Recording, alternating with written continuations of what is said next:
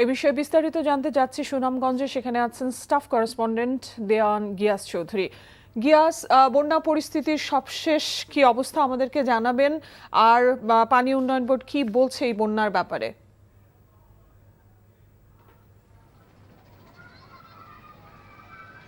রুকসানা, আমরা গত কয়েকদিন ধরেই সুনামগঞ্জের যে পাহাড়ি ঢল এবং বৃষ্টিপাতে পানি বৃদ্ধির খবর জানানোর চেষ্টা করছিলাম, কিন্তু আমরা প্রশাসন এবং পানি উন্নয়ন বোর্ড কর্মকর্তাদের সাথে বারবার জিজ্ঞেস করতে চাচ্ছিলাম যে এই পানিতে বন্যা হবে কিনা। তো আজকে পানি উন্নয়ন বোর্ড কর্মকর্তা বলেছেন যে আগামী 24 ঘন্টায় বন্যার আশঙ্কা তারা করছেন।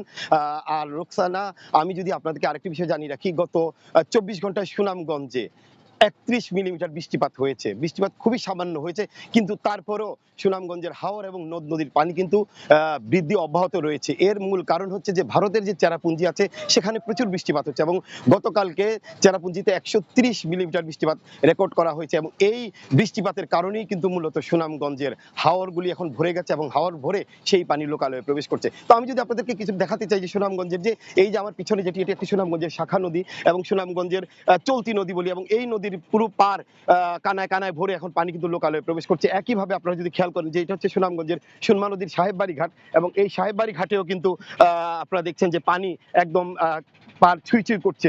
ছাতক যে স্টেশন আছে সেই ছাতক স্টেশনে আমরা খবর নিয়েছি যে সুনমা নদীর পানি বিপদ সীমার 94 সেন্টিমিটার উপর দিয়ে প্রবাহিত হচ্ছে। তো এভাবে যদি চলতে থাকে সুনামগঞ্জে কিন্তু বন্যা পরিস্থিতি আরো অবনতি হবে। তবে প্রশাসনের পক্ষ থেকে সব ধরনের তারা প্রস্তুতি রেখেছেন বলে তারা আমাদেরকে জানিয়েছেন। পানি উন্নয়ন কর্মকর্তারা বলছেন যদি এই বন্যা হয়, বন্যা বেশিক্ষণ স্থায়ী হবে না, ক্ষণস্থায়ী বন্যা হবে এবং বন্যা দ্রুত পানি নেমে যাবে। হাওর এবং নদী সবকিছু ডুবে থাকার কারণে এখন পানি লোকালয়ে প্রবেশ করছে এবং মানুষের চরম ভোগান্তিতে পড়েছেন।